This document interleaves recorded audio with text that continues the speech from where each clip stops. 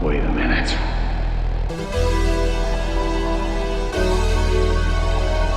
This isn't my world.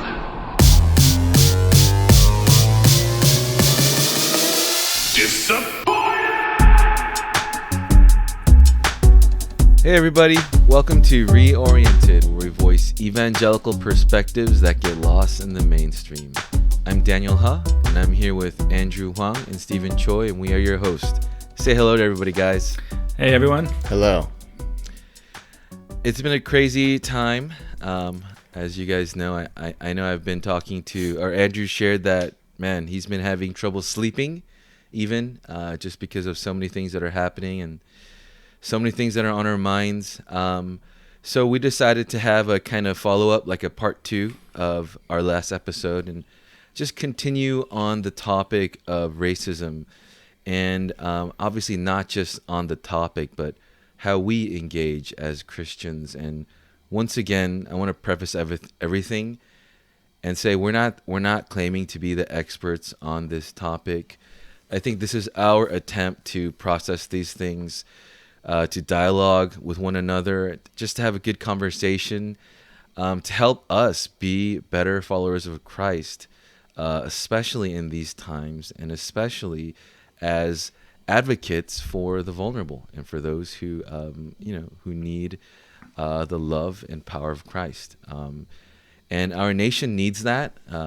It's very evident in this time. And I'll just start the talk by just saying that, man, I have to admit something that I've been struggling with personally is the reality of just how complicated it is actually to be a good Christian, to be a good follower of Christ in these times and in these circumstances. I guess in this context, how to engage right now, whether it's in terms of what we're actually doing, and even for that, it's like I just found myself kind of caught off guard. I mean 2020 has been like I feel like a crazy year. I'm sure that's I'm sure everyone's saying that and thinking that already. But I think a good way of putting it is it's been a year, maybe for the church in general, at least for me, where I found myself very vulnerable many times, and just like, not knowing what to do, not knowing how to respond in many ways. And I don't know if you guys have felt like that, but it's just how to be a good witness of who God is, of Christ in this time when there's so much fighting and division. It's especially like, I don't know if you guys are on social media, but just to give you guys kind of an example, and maybe so we can start talking about this, but just one example. Name names. I could name, I'll do that a little later too. Nice. I'll name some names. But one example is just, I think something I realize is how much pressure there has been to post things on social media. And I'm not saying that's not, that I love that there's awareness happening through social media. I love that a big part of the movement has been through social media. I think we can't deny that. But I think that that's the good side. I wonder if there's kind of a negative side to this, where I feel like a lot of people are actually seeking like validation through social media, and how that's manifesting. And I don't even know if that's what it is, but something's happening where it's like, yes, there's this big, like I think we talked about it last week, like the woke Olympics is happening on social media. That's a good way to put it. And it's the woke Olympics, and there's the woke, we're talking about the woke police, like hardcore. Yeah. And one of the perfect example, like kind of capitulation of this. Is that a word? Capitulation? Recapitulation? I know whatever. It's a Bible word. Perfect. I don't think it is. Perfect example of this You guys remember a few like earlier in the week when everyone was posting what's it called? Like the black Blackout screen. Tuesday. Blackout Tuesday. I don't know if you guys know, but what's it called? Sorry, my computer's going crazy. I don't know if you guys know, but there was a huge like battle. There were like two sides for this, where a bunch of people were saying, "Stop posting black screens when we should be sending like messages and putting good content up." And like there were all these people like policing the black images, and then there was like this other side saying, no, this is why we're doing it, it's this movement with the music industry, and people were like fighting with each other.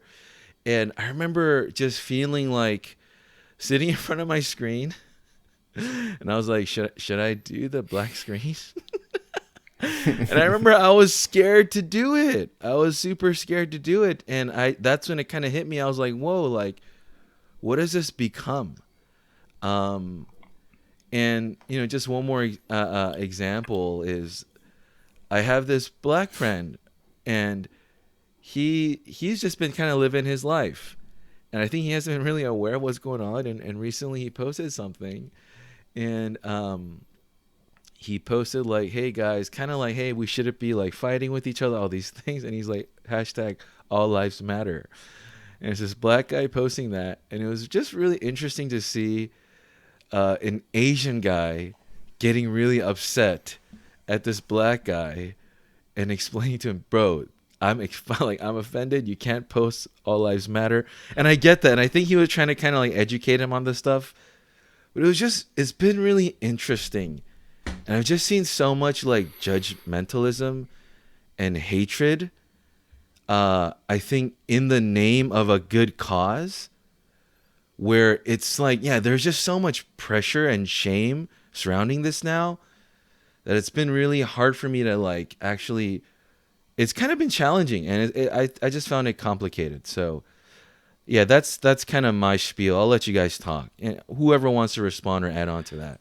I think I've been thinking about that as well. And, to be honest, I don't actually like using the word woke to describe myself, because I think that comes with certain connotations. Black Lives Matter is a movement for racial justice, but there's a whole platform of things that it stands for. And I guess for me, what I see on social media is essentially Christians are posting stuff, and it kind of aligns. Most of the stuff that I see Christians saying aligns pretty neatly with either the progressive narrative or the conservative narrative. And that kind of, I think that kind of makes me feel, it makes me feel a little bit uncomfortable, because personally, I don't think either the progressive narrative or the conservative narrative necessarily represents the biblical perspective, at least not in whole. I think there are certainly parts of the progressive narrative that maybe the church hasn't paid attention to, and I think it's really awesome to see so many Christians passionately advocating for justice, racial justice. At the same time, Daniel, what you're talking about, kind of the hatred, the judgmentalism, the name calling, the demonization, that kind of stuff, which is just rampant all over social media. I don't think that necessarily represents the gospel narrative. And that's not to say that we shouldn't, fight and confront racial injustice. But I guess this past few days I've kind of given pause, and just I think where I'm at is if your stance is essentially just the progressive kind of position or the conservative position, there's a good chance that you're, there's a good chance that in some way you're deviating from kind of what is the biblical perspective in some way or the other, whether it be hatred or, unforgiveness or bitterness, or slandering, or, whether it be a lack of concern for injustice or for the oppressed or marginalized. I'm kind of caricaturizing the two positions. I think we got to be really careful about which voices we're listening to. And we got to be careful that we're, we have to listen to what's going on. We have to consider everything that's going on. But I think we also have to be really careful how we're processing these narratives that we're hearing. If I may respond to that, and this is a question for Andrew too. I love what you said about, I feel like you're basically saying, if you find yourself too far right or too far left, you might not really be being Christian. Or, I mean, I don't know how to... Big statement. Okay, no, I take that back, but maybe it's I don't think... kind of like, you should reevaluate a little bit. Maybe you're... I just think that we shouldn't assume necessarily that the whatever secular narrative we're getting our information from represents a completely biblical perspective. I guess here's what I think. If let's just imagine that the biblical perspective is a straight center line, and then you have kind of people on the right or the left of that center line, right? Mm-hmm. Let's say that you're to the right of that center line, and then all of a sudden you realize, oh, I'm on the wrong side of that line. In reaction to that, Satan would gladly have you move, to the opposite side of the line if it means that you're not standing on that line, right? To Satan, what does it matter if whether you're on one side of the truth or the other? As long as you're deviating from the truth in any way, that's a victory for Satan against the kingdom. So, I just think that we have to be really careful about, how we're processing the various narratives that are out there. Yeah, That's a good way to put it. And going back to so that's really helpful, but I still think, because I kind of tend to believe this too, Stephen, where if you find yourself, especially like in your political views, like let's say extremely right or extremely left, again, I want to rephrase that. It's not that you're not Christian, but I think it would be very unwise to think that your political views are fully like biblical if they're extreme on either side. Andrew, would you agree with that? Because I think you're a little bit more like left-leaning, or maybe not. Maybe I just don't know you well enough. I'm more biblical. So how that I know. I agree with that. If it's like too extreme, what I will say is, and this you can disagree, but like I think that these days, conservatism as it is now, and like a lot of conservative views, if you look at that center line, I feel like, just to be frank, that you can tie it into like Republican, but I think they are now further from biblical truth than the left is, to be honest. Sure, you have the fringe like extremists, but in general, I think the progressivism of today is actually closer to this center line than conservatism is now. Can you explain that? Because I think that's very different from kind of how the public perceives Christianity. Yeah, that's a good point. And I think also it's different from how even the church sees itself, where they think, oh, we've always been right and true. But I think that's not true. I think American Christianity in particular has values and believes things that aren't actually Bible-based. This is why I actually don't like when people say I'm too liberal or like I'm like too much on the left, because that's not the case. I don't care how douchey this sounds, but like the Bible to me, that's what it's saying, right? A lot of these positions of like hyper individualism, or like let's stay out of issues, or like church doesn't need to to participate in politics, all that kind of stuff is like, I feel like that has no place in the Bible. I don't find that anywhere in the New Testament, really. But that's what a lot of the more conservative, like, small government and like, people's problems being people's problems, but focusing on yourself, like all that stuff, I feel like is not biblical, but it's also farther from what I see the people on the left trying to do with legislation and with the things that they believe. So all that to say is like, even I think how the church sees themselves, to be straight, is unbiblical. A lot of the stuff that we do as the American church has no basis in the Bible. It's just how we've done things, or American values that have seeped into our ethos and changed what we care about. I say this because I've been listening to sermons and the response of what's been happening these past couple of weeks, and almost everything I hear, I get so mad, like enraged. What are some examples? For example, they might not be happy with this. I'll talk to them later, but someone sent me a sermon from their church. This is a big church in the OC.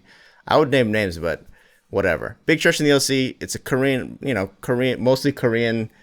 It's a EM church. But there was a sermon this past Sunday about this guy trying to explain what's going on and like, the church's response.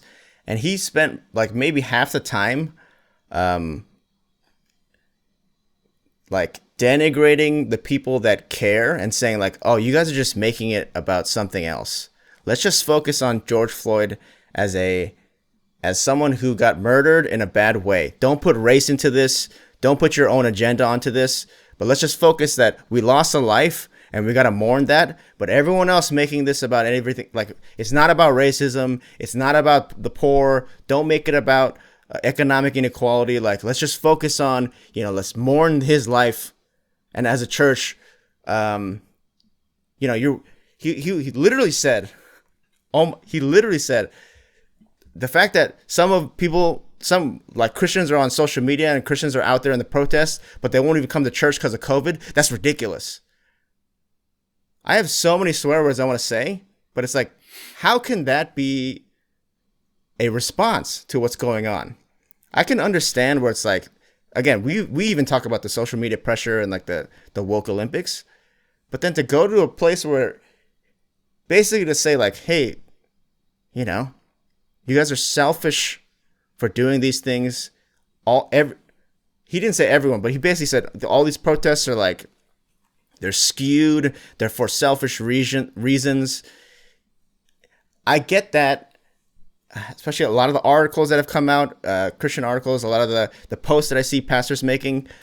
I don't know. It's either the thing that we've been talking about, like the woke Olympics, or it's the opposite, where it's like, well, the church, we can't stand for like, we don't support violence or looting, so this is not our movement. Everyone stay out of it.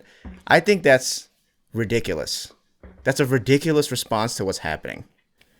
So can you kind of make like, what is the argument what is the stance that you advocate, and how is that stance founded in what the Bible says? Yeah, that's a great question.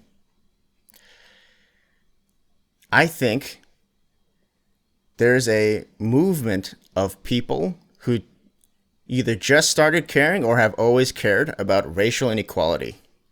Like, I think this is a reality. This is one of Americans' main demons. This is my understanding of demonology, of like how demons manifest in modern day society, as particularly in American society. If you read, one of the famous white people that Reformed people love, but C.S. Lewis has many works about demons. One of his most famous quotes is, the greatest trick Satan ever played on humanity is convincing us that he doesn't exist. And so what most American Christians think is like, oh, well, when we see The Exorcist or when we see people possessed, then we pray in Jesus' name and then we exorcise demons. And that's really the only times we face demons, or like that we need to care about them, when someone's like crawling on the walls or something like that. The truth is, I think racism is a principality over America, much like economic inequality, right? These are demons hiding in plain sight, things and systems that have been in place to separate people, to cause division, to cause rifts between races, between classes. These are things that anything you think Satan, like the role of Satan as described in the Bible, this is what racism is doing in the history of America. But now we're seeing around the world, okay, I would be less angry if this was just like an American thing and like a bunch of American cities were a little bit, like a couple cities were mad and the pastors were like, hey, maybe this is not our battle. But this has resonated globally. I don't know if you guys have been paying attention, but the protests in like Germany, like Korea, like Asian countries, European countries, Latin American countries, African countries, is insane. The people who care about this. So if that's the case, for Christians to be like, well, we don't agree, or like, we should stay out of it. It's too messy. They don't have Christian values. Again, I think is like, what? Why? Why? To see all of this energy and all of this, whether it's well-intentioned or not, this energy to change something about something that's fundamentally broken in our world, having all these people come together and try to do something, why wouldn't we try to get in there and direct that energy? Why stand on the side and be like, I don't agree? No, that's not my values. Like, I think that's a ridiculous way of thinking. I know that Black Lives Matter is not a Christian movement at its core, but also it is a Christian movement at its core. A lot of the leaders are religious leaders. A lot of the people at the protests at protests are like pastors and church leaders, and from their conviction as Christians, that's why they're on the streets. That's why they're trying to organize. Obviously, there's the fringe that maybe turn it violent or whatever, the looting and stuff. Still, I think it's crazy that we wouldn't try to join into this and direct the energy. I know we don't have to 100% agree with it, but to stand on the side and be like, well, that's not how you protest, or, let's just focus on our church and what we can do in our neighbor. Like, it's a global movement. Why stay on the sidelines? And dude, I really love the way that that perspective, because it's like something I thought, even going back to that pastor's message that you referred to. Bro. I think it's like some of those things are true maybe, but why are we like emphasizing those things and missing out on? And dude, I think talking about how this is like demonic, right? And how I agree totally in that, man, there's so much division happening. And even like in my soul, I feel that battle where it's like, I feel a temptation to be very distracted by other things and not see like what's really beautiful and what's happening. And it's really interesting because I've been so confused too, because I see like guys who I respect and guys who I would assume or had assumed are like very biblical and godly men who have said very strange things in this time. Like what? Like, dude, there's this guy. Names. You don't have to say a name, but like, what is it? There's this guy. He's a relatively he's pretty respected in the community, like kind of OC Asian Christian community. Okay, very respected, like charismatic guy. Like you know what I mean by charismatic. Not charismatic like me, but charismatic like into like theologically speaking tongues and all that stuff. Yeah. So, which is fine, and you guys know, or at least even like I'm very okay in those settings. Maybe not as much now, but I had been for quite some time. So this is not like a judgment for any of those things. I think the ministry is a part of. I have a huge respect for, but I think I was just surprised because he came out and basically was very he had some very kind of inflammatory statements, saying things like, his response now is like, guys, there's no such thing as systemic racism. Basically posting things like he's trying to show and argue that, Ahmaud Arbery's murder was basically not as bad as it was, which, I mean, let's say you can argue that, but it's just, I was like, why are you saying these things now? Like, how is this? And I was super confused and just started reading like some of his posts and just found that he's like super conservative right wing, and that was just really like mind boggling to me. But also what was very discouraging was this guy's super smart. He went to the same college as one of the people in this room. And he went to University of Washington? Maybe. And he's extremely learned. And so what was really discouraging too to me was so many like Christians responding to him being really mad and crucifying him. That was sad, to be honest, to see that. Like, it wasn't even just like, hey, why are you thinking this way? But people were like, dude, he was being crucified. But he would respond to like everybody who comments, and he would give all this like historical evidence and give all these facts and show how much he studied these things. And what's sad though is a lot of people didn't have good responses, I feel like. All they could say is like, you're racist, I hate you, it seems. Or like, and he always had something to say. And like I think something that was substantial. Yeah, and I think that was really disorienting for me, because it's like, and kind of like I was also just kind of sad at myself, because it's like, dang, like, yeah, this is how unengaged I am, is potentially there is this principality or this huge problem, this huge injustice, this systemic injustice in my backyard, in my nation. And I'm supposed to be a pastor, a leader of a member of, or a group of people who are supposed to be like this body of Christ's salt, or the light of Christ, right, in this world. And there's this huge injustice potentially. And right now we're arguing about whether it even exists or not. And I think there was something very disorienting about that, so... Satan's Sorry, greatest. I don't want to interrupt you, Andrew.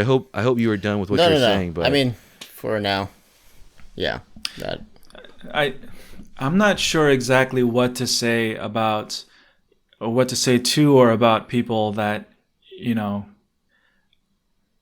basically are saying that the injustice is unreal. I mean, we talked a little bit about perspective and insight into the Black experience in America, and how most of us, don't have any insight or perspective. And so, we ought to humbly listen to those that are actually living that experience. I guess you could point to different statistics about, how Black people are much more likely to die at the hands of the police and whatnot.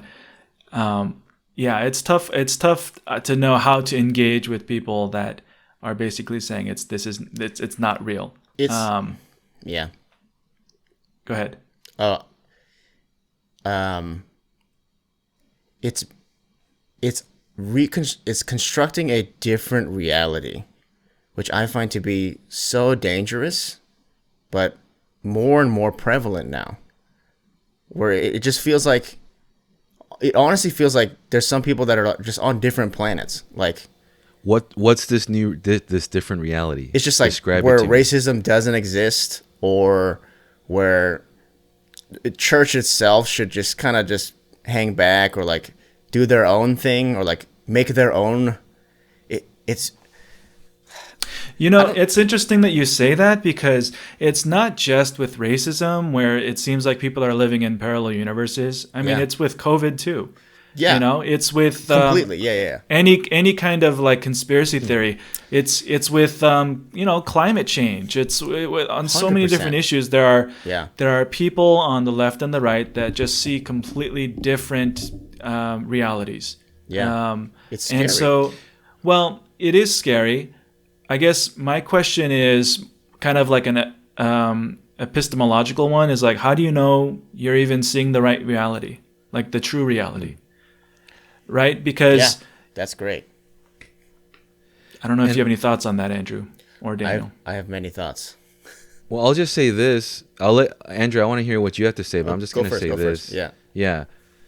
I think Stephen, like especially like listening to that guy, right, the pastor who I just referred to, and again, godly man.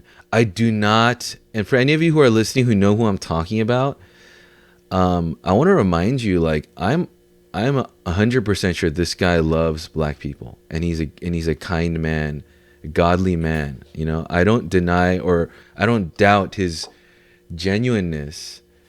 But still, I think people can be wrong and really blind to themselves. And Stephen, you and I have talked about this, but I think seeing all the division and the infighting like within the church, which I think if it gets to that point, Andrew, I don't know if you'd agree with this, but I do feel like that actually becomes something to talk about, where it's I like, agree. You know what I'm saying? Not to like distract us away from what like other important things, but that's really important. Mm-hmm. I don't know if that conversation is being done in the right way, first of all. Yeah. But all I say is this, is I do think part of that is maybe, just even asking ourselves a little bit, or maybe even put kind of temporarily being able to suspend our own beliefs and opinions and kind of be like, hey, where could I be maybe wrong? Yes. Right? But I think we all need to do that. I would say. I think everyone needs to practice that. Yeah. I agree. I think. Oh, sorry. Are you done? No. Yeah. Go ahead, dude. I want you to talk. Well, to that point you just made, like, the article. I don't know. The Gospel Coalition some Korean guy put an article, but yeah. That one, I'm totally behind. Because his whole Gene Ju, you mean? Gene Ju, yes. I don't know. Yeah. He sounds like a brother though, right? He could be Chinese. I don't know. But his whole point was like, everything that's been going on has made me look inside myself. Right? Self-reflection, know thyself. This is a biblical concept. Like sanctification is all about looking within, uprooting sin that has existed for generations. Do the work to tear out those parts of you. Right? I feel like if only people would do that, instead of quickly condemning the other party or the other side, or like just responding in anger to just whatever, but to like try to figure out like, wait, how is this moment reading me? Not what can I put onto this moment, like what wisdom can I bring to this? It's more like, wait, there's something going on around the world. How can I take this climate and what does that mean for my thinking or what I've thought or how I maybe haven't listened? But I feel like a lot of the Christian response is just knee-jerk, like, no. And I feel like that's so stupid. I feel like that's so stupid. And that relates to, I guess, the question Stephen, you just asked, but one of my professors used to say, true objectivity is, I'm probably changing the words, but true objectivity is a amalgamation of subjectivities, right? You can only really be objective when you have all the angles. You don't just become objective, right? When you see like, oh, this is a cube, but then you get your friend on the side, be like, no, it's a prism. It goes long. You're just seeing it from the front side. This is kind of the elephant thing where it's about like, but I'm not talking about seven polytheism. blind mice. Yeah. I'm not trying to say God's everywhere, but in terms of how do you see issues, I think it's important to have different perspectives, which I feel like, yes, both sides are doing this. I would argue that Christians have been doing this for longer. Christians are way better at it. But silencing other voices, silencing alternative views on things. I think Christians are really good at being like, nope, it's one way. One way, Jesus. Remember this passage? One way to interpret it. This way of theology, one way to look at it. Jesus as a person, there's one way he is interpreted. But it's very untrue. I think there are many ways. Again, another biblical concept is like the Bible can be interpreted in many ways, but not any way. So the idea is the whole reason why the word of God was given to everybody and not just priests anymore, is that everyone has a connection and a experience with God, and all facets of that jewel are beautiful and necessary. But when you start to whittle down the voices to like, well, John Piper says this, or like, oh, this other white guy that I really like says this about theology, it's the arrogance of like, oh, one guy got it right? We keep quoting Calvin like, oh, he got it right. Calvin doesn't even believe what Calvin believes now. What we tell people he believes.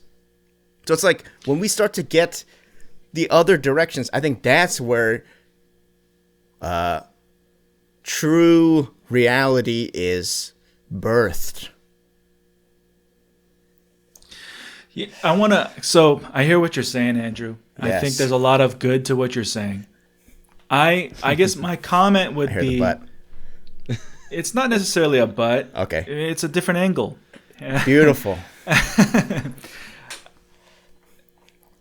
A lot of what you're saying about the need to listen and the need to consider other like perspectives and angles, I think both liberal and conservative sides are guilty of not doing that. And I agree. Yeah.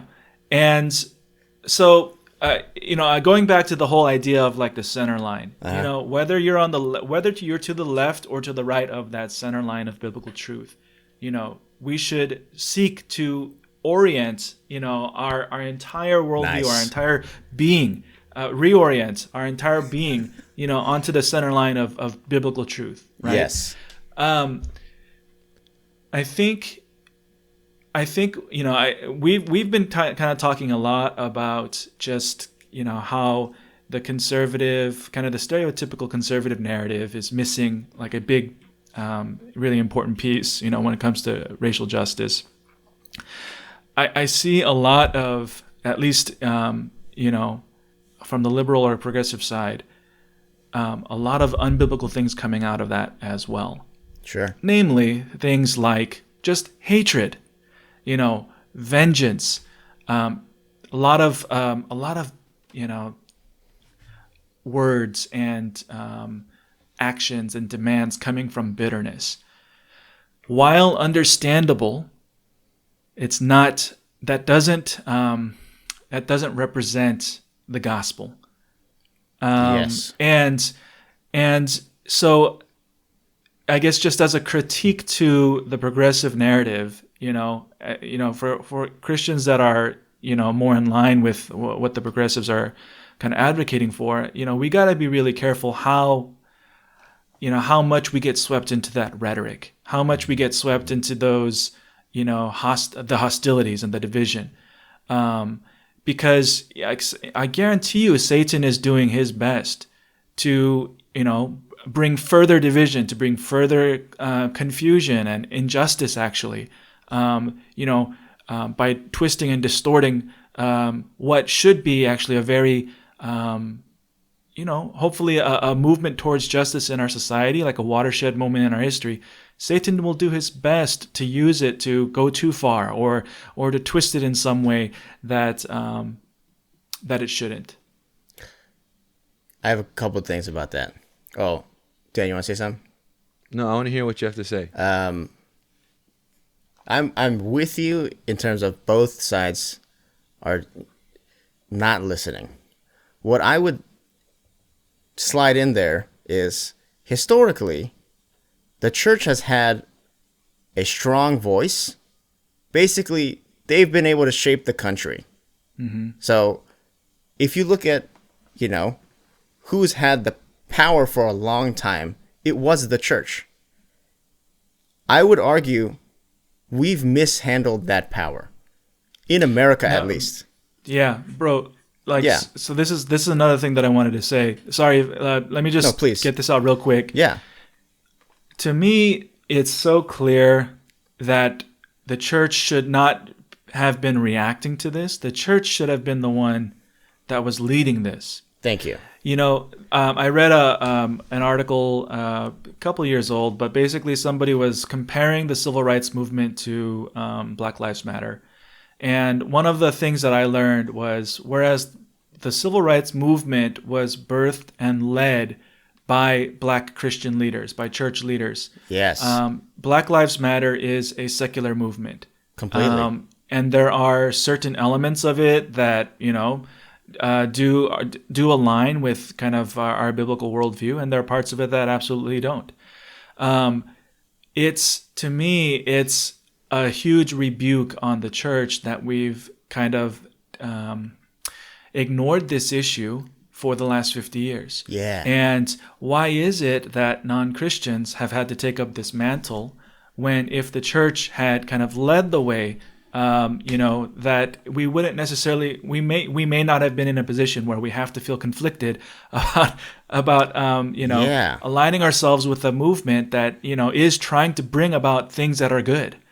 And I guess for me, it's, I think what I've come to realize is, there is a biblical mandate for God's people to act, justly, but also to bring about just conditions, like kingdom conditions. And while we may never see the kind of the full, perfect kind of fulfillment of that on this side of eternity, I mean, that doesn't excuse us from trying, to bring God's kingdom here on this earth, and not just in terms of evangelism and individual salvation, but in terms of a society that reflects kingdom values. And I know that conservative evangelicals have been strongly advocating for that on specifically very strongly on one or two key issues. But why have we abdicated our moral kind of authority or compass on other issues, to the point where we're even kind of debating whether or not injustice even exists outside of two key conservative evangelical issues? Yep.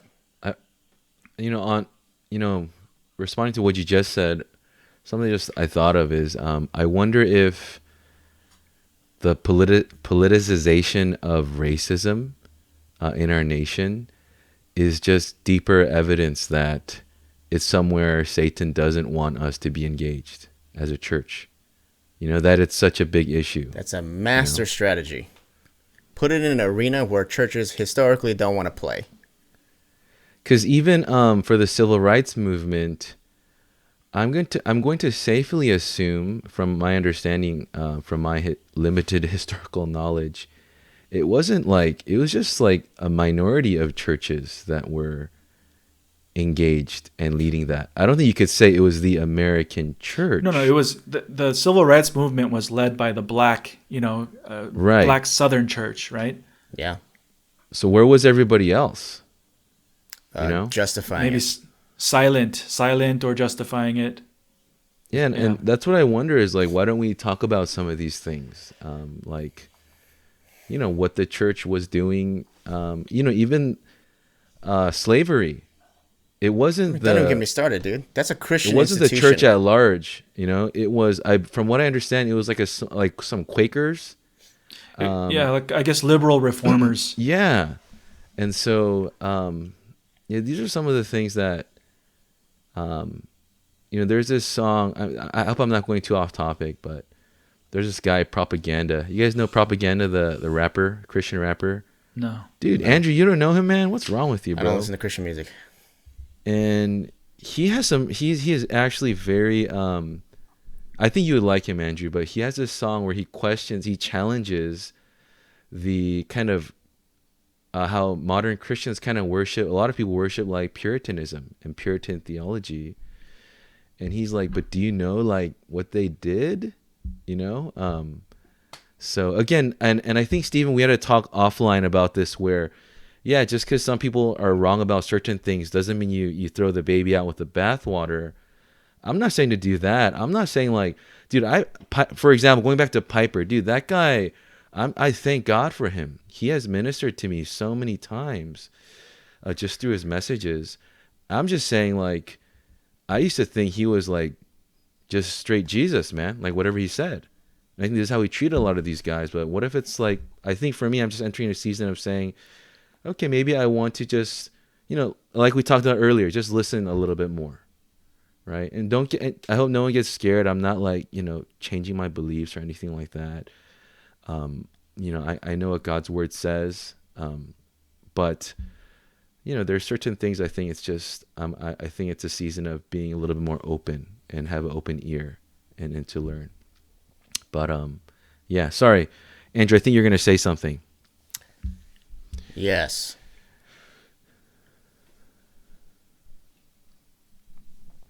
Dang, I had two things. I can't remember the first thing. Anyway, the second thing is I agree. Oh, yeah. I mean, the church tends to be slow on. We're always a couple steps behind society, which is unfortunate because, we sat in a place of power and privilege for such a long time, but, we're always late to these things. So I guarantee in like a year or two, the church is going to be like, wait, we should do something about racism. But, this is after the world is on fire and blows up. What I would say about, I'm glad you brought up like the whole individual salvation kind of thing. I think, to be honest, I mean, just to make this theological, because I know people, whenever people listen, I don't know. Whenever I talk to people, they're like, oh, but the Bible. So I'll spend some Bible on you. I think how people are responding reveals their eschatology, or what they believe about the end times. I think a lot of people have a misunderstanding of heaven and what heaven is about. They think it's this place later that we teleport there later, and it's just clouds and naked bodies, beautiful, jacked, naked bodies, and we just float on, play harp. Okay? What, you mean that's not? It's not that far off, right? Oh, okay. Biblically, though, do you know that heaven, this is for, I know you guys know, but this is for maybe people who think I'm not biblical, but heaven is actually the earth. You know that the city of Jerusalem comes back down? Do you know that this earth still matters? Like, the earth and heaven will be renewed. And so it does matter what we do here. It's not that we trash this place and then leave it. We're trying, exactly what Stephen said, but we're trying to bring kingdom down here. Like, that's the whole point of Christianity. Yet, I hear a bunch of people being like, nah, not our problem. Hey, make sure you and your family are saved. I've heard this, a lot of Christians say this, and I hope they get hurt or something by God. But they'll say, like, it's too big of a problem. Like, we can't do anything. Like, what's one person going to do? Let's just pray and make sure we're okay. Make sure, our kids are fine. But, that's too big of a problem. Like, let God handle it. Do you know how God handles problems? He sends people. The whole point of the church is to combat these problems, is to enact justice. It's to be the hand of God, the physical manifestation of God on earth. And so to not only not care about this stuff, but also to disparage any progress or people that do care about it, I think you totally miss the point of Christianity. Like, sure, you might be safe and think like, oh, at least I go to heaven at the end. I would argue, will you go at the end? Like, are you even on the right team? Okay, so I agree with what you're saying. Cool. I feel like we say that a lot. Yep. But No, it's not even a but. I think that conservatives would say that's exactly what we've been trying to do. How? We've been trying to shape our culture and our nation by advocating for, How? for life that starts at at conception, for traditional godly kind of family values and a traditional concept of marriage. Those are the two ways in which the church is known for engaging politically, right? Those are the two, like, I would call it like embarrassments of the church. Like, abortion and marriage. Like, look at marriages today. How is the church? Sorry. Even, dude, I don't know. So when you say embarrassments, you don't mean those values, but you mean maybe the results. Or how the they've been of our... either talked about or how that care has been shown. I think is just another symptom of like, oh, we don't really care, or like know even what we're doing. Divorce rates being the same in church and outside of church is, I think, very telling. Families breaking apart the same rate in church and outside of church. Like, what have we been doing then? I hear you, but it's like, yeah, no, be that as it may. Yeah. I'm not. I guess I'm not. That's not really where I'm going with this. yeah. You're talking about how our theology kind of compels us to engage in society and even politically to bring about reforms that result in a more just and a more biblical society. Yes. Right? A kingdom, a society. And I think that actually it's the conservatives that have been doing that with more consistency, with more energy, with more organization and unity than progressives or liberals. To me it seems like in American evangelicalism, there are basically two acceptable positions. Either you are a conservative and you basically vote and care about two issues, right? Or you are somewhat apolitical, right? And it's not acceptable, or I don't really see any kind of organization or movement around quote unquote progressive issues, even if they happen to align with a biblical worldview. They do. Right, which, I think that there's a lot to be said about that. So, I guess I just want to point out, Andrew, that what you're saying, in a way, is exactly what conservatives have been trying to do, right? To engage politically, to engage in society, to shape society to be, to reflect the kingdom. Where you and I think we wholeheartedly agree is that is far short of the entire picture of what kingdom should look like. Like, it is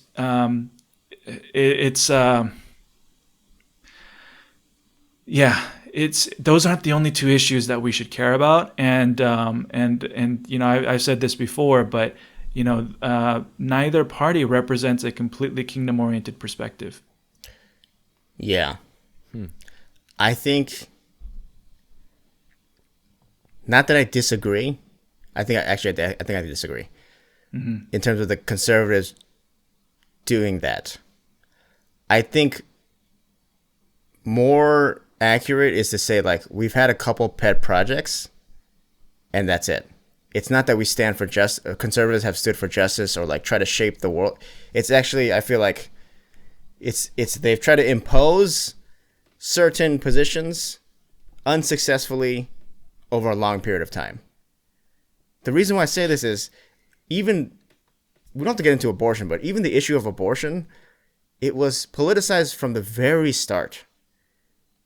Policymakers, there's now declassified documents of top government officials talking about how do we get the Christian vote and how do we silence the blacks and the gays. There's that kind of, that level of planning. And then in one like closed room discussion, they were like, well, abortion is definitely a Christian thing.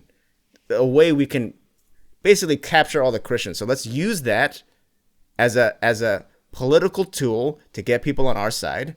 And then there's another thing that they were talking about, maybe the war on drugs or something like that. But it's basically, I think Christians think that it's, I'm a valiant, I'm a good citizen. But even those things started off as evil people in rooms saying, how do we get more votes? How do we convince people that we're about them when really we're not?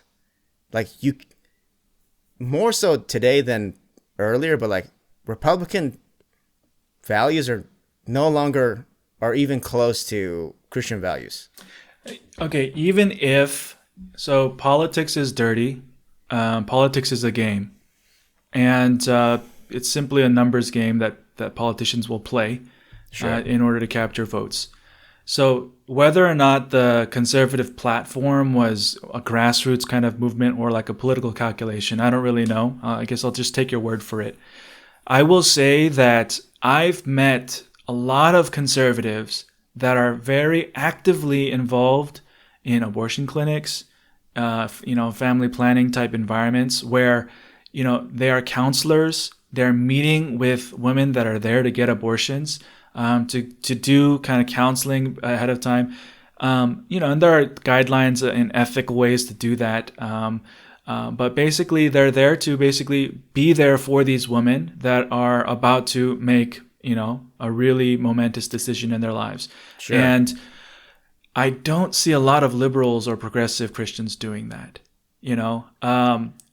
There are, I've been so surprised to see, to meet people that are from, deeply conservative areas, that are really, really strong advocates for refugees.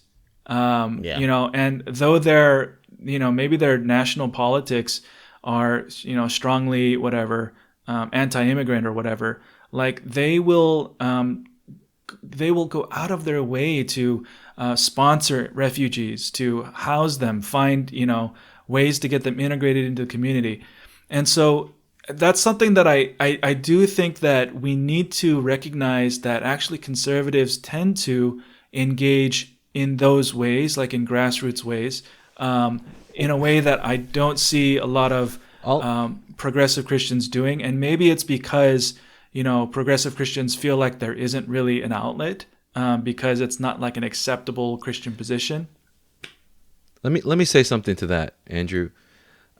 Stephen, I think I know you and I have had that talk before too, but actually I think that may not be fully true, because I think something that social media has done for me is just connected me to ministries and people who I wouldn't have been able to be connected to before, because I have my own social bubble that I'm in. And dude, progressive and liberal Christians are doing a lot of stuff. I mean, again, going back to the anti-slavery movement, who was it that started that? Who were the pioneers of that? It wasn't the large conservative body. It was like a minority of progressives and liberals who were kind of rejected by a lot of the more conservative church. As far as I understand, dude, there's so many things going on. But what I notice about these ministries that are doing these radically Christ-like things, is that theologically, though, maybe I don't, or at least my theological training wouldn't fully align. And so because of that, what I realize is I would have no reason to even know about them. And so I just didn't know, but I think there's a lot of stuff that people are doing, actually. I would even maybe argue that in certain ways, I don't think it's who's doing more or less. But you could argue that because of their maybe theological freedom in some ways that maybe we don't experience as much. And I'm not saying that's necessarily right, but I think that may allow them to do things that are, again, more radical and loving than what I've seen that sometimes conservative Christians do. I mean, I can even send you some links to some of the ministries that I've seen, but I think I've been really challenged. There's this group I follow. I can show you later, but I don't know what Andrew would have to say. I think Andrew would have a little bit more exposure to such ministries and churches, but I don't know, Andrew. Do you think am I right? Do you agree with me, or am I, or what do you think, man? I think or are the progressives not doing anything? No, I think I agree with what both you guys are saying, if that's possible. I wouldn't. That's the thing where it's even how we're talking about it. I think even how I talked about it, I don't know if I would draw those distinctions so quickly. Conservatives are not doing anything, and liberals are doing something. I know I just said that, but it's I think Christians are doing stuff, and I think, to be frank, people who call themselves Christians are just hanging back. And so I think that's a better distinction versus liberal agenda versus conservative. I don't even know what conservative means anymore. People say they're conservative, but they're not. People say they're liberal, but I feel like some liberals are more biblical than people I've ever met. And so it's not even like they're theologically freer. I think people who have read the Bible and are so convicted by it that they have to do something, and that's these conservative people that you're talking about, Stephen, but also the liberal people that you're talking about. I think those are Christians trying to figure out how to actually do what they believe. And you know, I think those are the people that I'm like, well, let's be like them and listen to them and not keep listening to, I don't know, the conservative voices that, I don't know, that aren't effective. They're not effective anymore. Like, to be frank, like American churches, we're nobodies nowadays. Like, we're so behind on social issues. Like, our voice has become less and less over the years. Like, oh, dude, Steven got mad. Dude, you did it. I think it was you, dude. It's because you tag teamed on him. No, because... No, I know what Steven's saying. Let's talk crap about Steven until he comes back. Wait, do you know what Steven's saying? Because I feel like there are a lot of like liberal... Like, for example... I'm actually surprised what he's saying. You know the Amsterdam church that you showed me? Yeah, dude. You know, we would call them liberal. I would not call them liberal. No, but that's what I'm trying to help you understand. Yeah. He doesn't know that there are like things that's like why that I'm happening. Surprised. Yeah, that's why I'm like, Yeah. what are you talking about? No, that's what he means by I think liberal and progressive. Well, I mean, I think what it is we only see like TGC. You get what I'm saying? Yeah, well, we're very limited, so we don't see we're not connected, and that's a problem. There's this division. That's where I think it's unhelpful to use these terms. But I think you're right, and I mean, I'm waiting for Steven to come back, but this is still good stuff. Yeah. Bro, that's. I wish Steven could hear this because this is actually a really good point I'm making. Hold on, I'll save just it. Whatever. Okay, just say it twice. I mean, I'll probably leave this in. Just say it, and we'll say it again. All right, Steven, we don't know where you are. We're waiting for you to log on. You might need to let him in, though. He's troubleshooting. He says troubleshooting. Steven, Andrew, and I were having a little mini conversation behind your back. I mean, about stuff you said.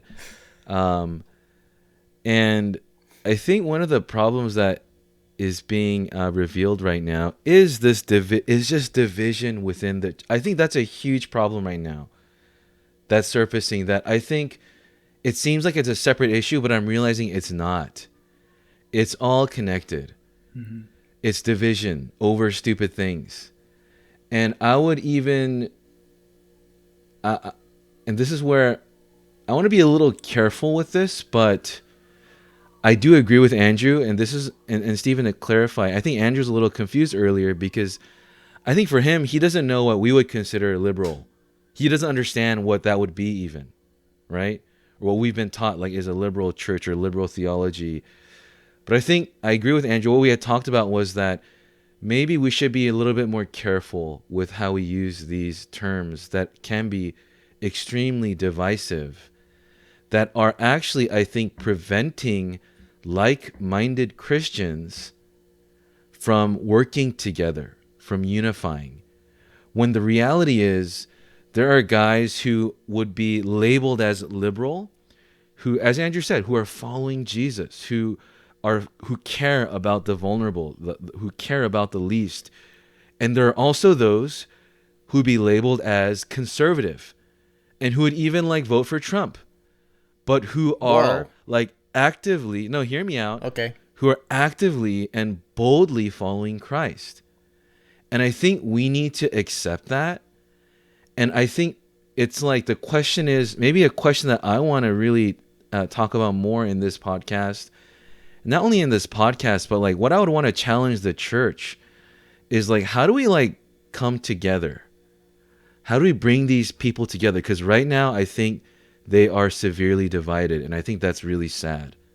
That there are people who ultimately believe in the same stuff, but because of Satan's work, I believe, through politics, like, for example, that's a perfect example that you gave, Andrew, politicizing abortion, right? And we can talk about all those things, how it's maybe complex, but politicizing something like that, I don't think that's a critique on people caring about a life. Yeah. That's just a critique on how Satan works and how divisive politics can be. And I think that's what's coming to light in this situation now too, is I feel like there's a lot of people who are really on the same page, who would hate and are disgusted by the sight of racism. But because of all of these, like the right lingo that you need to say, the right type of posts, blacking out the screen or not, there's all this division. And I think it's actually pointing to a larger problem of just so much division in the American church. And so America, society at large. yeah, but I think at the church is where aren't we supposed to be the solution to that by showing unity to the American society? That's a great point. And that's where I think it is worth calling out stuff like division in this season, as long as you frame it in the right frame, which is like, guys, the whole problem is division, like you're saying, right? Isn't racism about division? Yep. And then we are divided amongst ourselves. About the know? division. Yeah. Yeah, so Okay, I guess one thing I want to say is I'm tired of having to choose sides. I'm tired of having to say, Black Lives Matter, and then the other side saying all lives matter or blue lives matter. Why can't I affirm that Black Lives Matter and that the stuff that is happening, like cops getting killed and stuff, like for no good reason, like that's terrible, and that, that's a huge injustice, and that the families that are being affected by that are being, why do I have to stand on one side or the other? But yet, in our climate, it almost seems like you have to choose sides. And I don't, as a Christian, I just want to affirm all that is right and that is good. And I think that kind of, hopefully that's one example of, like, as the church, why do we have to, why do we have to be so caught up in these positions and these labels, and criticize each other and all that, which maybe we've been doing that, and maybe we need to totally have. Maybe we need to be careful. I do. Yeah, me too. And even just in terms of like the activism, like if you're a political conservative or a liberal conservative, and you're in some way being active in society to bring about a more just, a more kingdom, to bring about a society that looks more like God's kingdom, why shouldn't we be applauding each other, rather than kind of saying, oh, like, but you're not doing on the right issue, right. Or your stance is flawed in some way, whatever. Mm-hmm. That's really good. Yeah, I completely agree with both you guys. I think I would add, if it wasn't clear, a lot of my vitriol is to people who would try to slow down any movement that's happening. I think I'm not mad at people supporting Black Lives Matter, nor am I mad at people just not talking. I think that's one of the best things you can do, is just shut up and listen.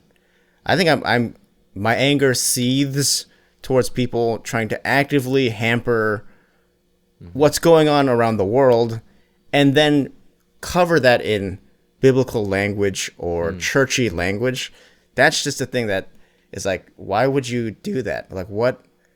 Like, you have nothing else to do but come up with arguments of why doing nothing is fine, or it doesn't exist, or explaining things away, or making it about riots, or making it about looting. Like, I think you've missed the, not you, but like those people have entirely missed the point. Like, instead, why are people angry? Why do people have woke contests? I hate them too, but why do they have them? Like, why is most of the world on board with this? Those are questions I think are important to ask and listen to the answer about. And so that's my only thing. It's not, I don't like American evangelicalism, but it's not, this is not a general, like, I don't like anyone who doesn't support Black Lives Matter. You don't have to, just at least know what it's about before you say something. or don't say anything. Like, you don't need to say stuff. That's a weird thing about today too. Ironic because we just talked for an hour, but yeah, I don't know. Well, we're exempt from anything that we criticize others. That's of. true. I think we're above everyone else in every way. Everyone knows that's like the You're right. sacred law of podcasting. You're right. You're right. Talk about a bunch of stuff, and This is a third space. I mean, that was a good. I feel like those are good kind of closing points. But do you guys have any wrap ups? Maybe just a sentence or two. If not, that's fine. Stephen, maybe just a last kind of exhortation to our listeners or encouragement. Yeah, I think my main thing is, it's very kind of go back to what I said at some point in the podcast, where we're getting our information from, right? Whether it's progressive or conservative, there are pieces of truth in these narratives, and there are ways in which Satan will use these narratives to push us to the left or to the right too far. And I think that we need to make sure that we are processing the things that we're hearing, the perspectives that we're hearing through the Bible, through the lens of the gospel. And that requires a lot of hard work. It requires critical thinking. It requires us to fight against intellectual laziness and just kind of consumerism, information consumerism. But it's absolutely necessary for us to be Christians in today's world, to not fall prey to Satan's schemes. And so, just be very cognizant. I think we all need to be very cognizant and aware of, who are we listening to and how much of it is stuff that we should accept and how much of it should be kind of filtered or edited through a more biblical perspective. That's good. Andrew, a last thought? Yeah, I think maybe just to bring it back to what's been going on. I see I see a lot of people. I wanted to say this the entire podcast, but I'm just say it here. I see a lot of people either quoting MLK or using him as like hey, look, it's a safe black guy. Look what he said, and like cherry picking some of the stuff that he said about like how people are supposed to protest or how he feels about racism and stuff like that. I would very much encourage people to actually read his speeches, because particularly the one where he talks about the riots, because I 100% think that people who are posting MLK's quotes will disagree with what his whole speech is about, because in it he talks about the reality of systemic racism. In the same breath that you condemn the looters and the rioting, you should also condemn the system that these people find themselves in. So even he did condemn the violence, but he said, I can't in good conscience condemn the riots without condemning this system that causes people to riot, right? The broken system we're a part of. So please, it's called the Two Americas, but if you're posting him on Instagram or whatever, or Facebook or whatever, just read the thing that you're taking from, is what I would say. Because as we're saying of like, we need voices to listen to, this was like 50 years ago, but it's the same stuff, man.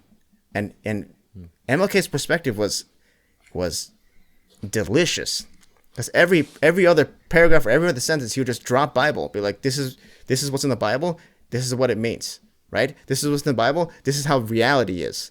And so again, this messed up pastor was like, be slow to speak, be quick to listen, and slow to anger. He was using it in a just like a not good context, but I would repeat that, right? Maybe not the slow to anger part, but listen more than you're talking, I think is the point. Like, and social media counts as talking. I think social media is so unhelpful these days. But that's all I would say. Like, listen to other voices. That's really good. And I totally appreciate you guys and your perspectives. And my prayer is just that not only would we become engaged in fighting against racism in the name of Christ in our nation, in the world, I pray that my hope is that this would just be a catalyst for the church to become who she is meant to be, who the Lord wants her to be. And I think I'll just end with this note. I think a huge part of that is doing that as one body, united. I'm going to read this passage from John 17. Jesus, some of his last words, and he said this: I pray that they will all be one, just as you and I are one, as you are in me, Father, and I am in you. And may they be in us so that the world will believe you sent me. And I pray, and I want to encourage you guys that we would do this together. We would listen to each other, as these guys have been talking about. We would be humble, learn, and bring the good of Christ, bring the gospel of Christ to this world, to the ends of the earth. So thank you guys for listening. We love you all. Again, if you want to reach out to us, you can check us out on Facebook at reoriented.show. You can send us an email too. Our email address is reoriented.show@gmail.com. It's really simple. Who would even forget that, right? So, but thanks for tuning in. We love you guys. Have a blessed week.